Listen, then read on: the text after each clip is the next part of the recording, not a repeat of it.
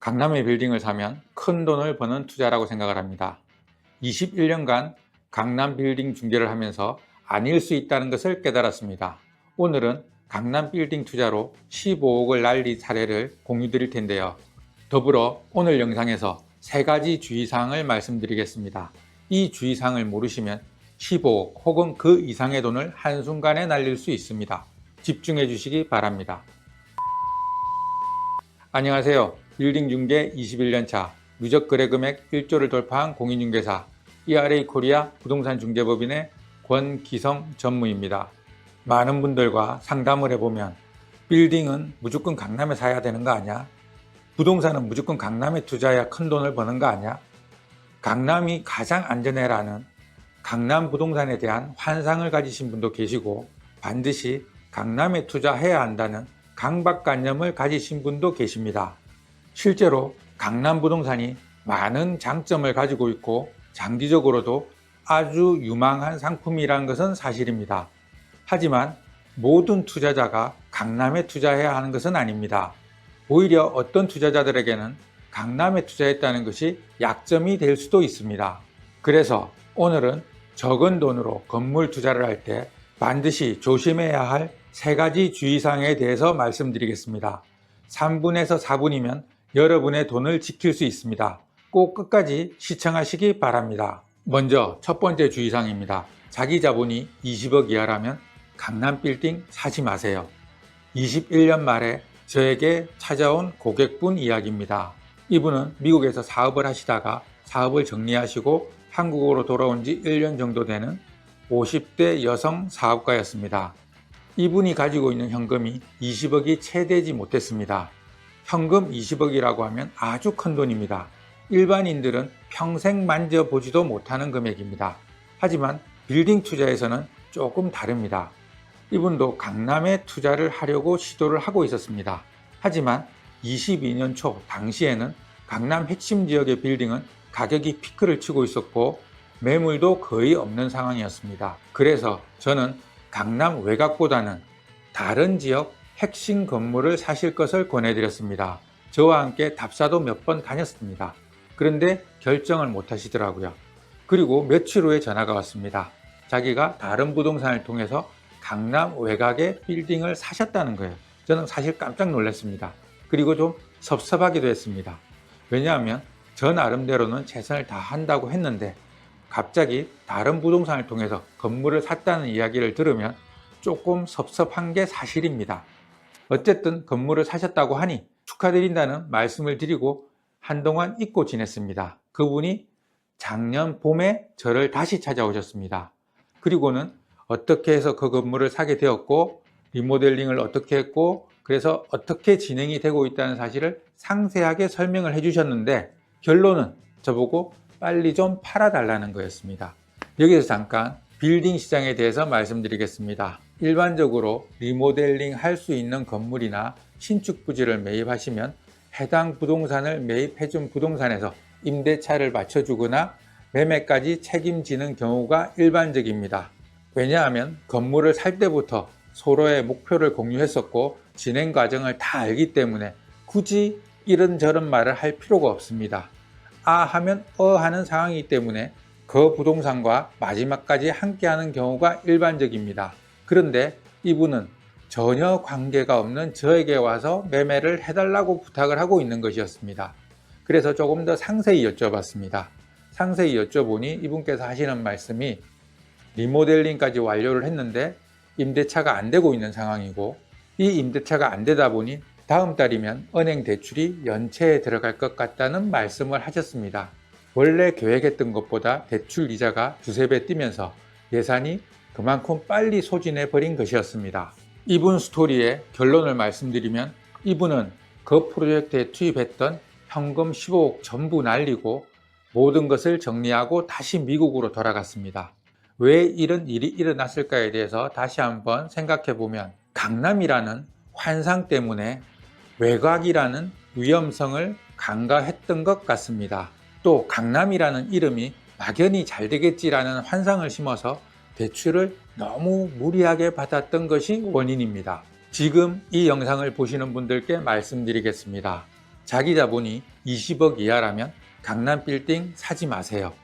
이런 분들에게는 강남 빌딩이 오히려 더 위험한 투자가 될 수 있습니다. 빌딩 투자에서는 위험한 용꼬리보다는 안전한 뱀머리가 훨씬 더 좋은 성과를 내는 경우가 많이 있습니다. 반드시 기억하시기 바랍니다.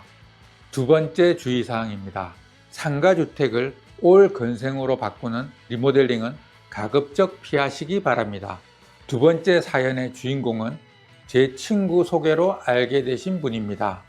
30여 년간 사업을 해오시다가 사업을 정리하시고 빌딩 투자를 시작하신 분이었습니다.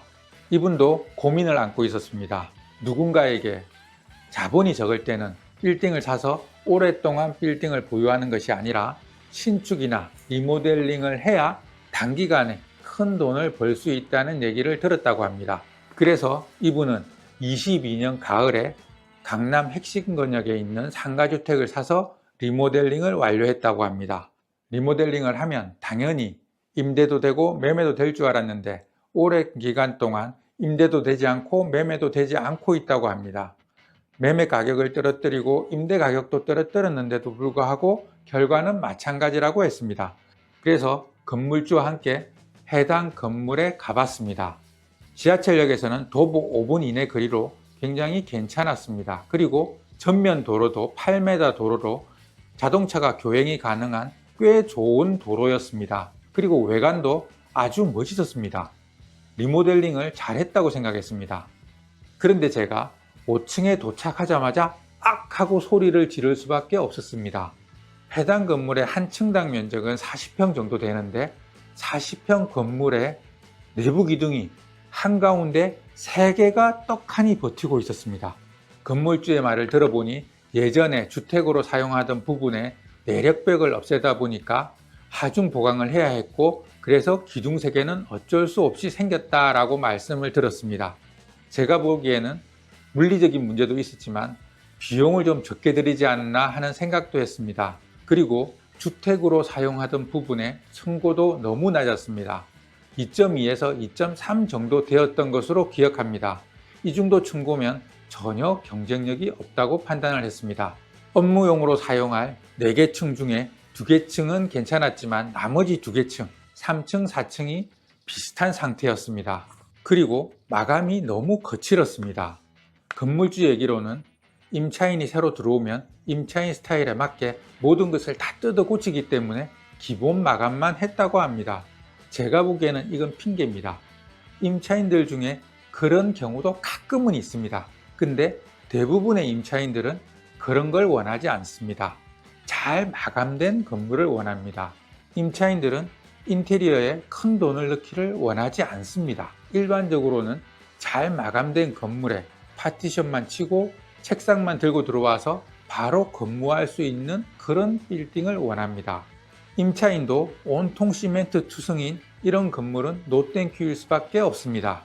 이분께서 전속으로 임대와 매매를 제한하셨지만 더 이상 추가 공사에 대한 의지가 없는 것을 보고 정중히 거절하고 나왔습니다.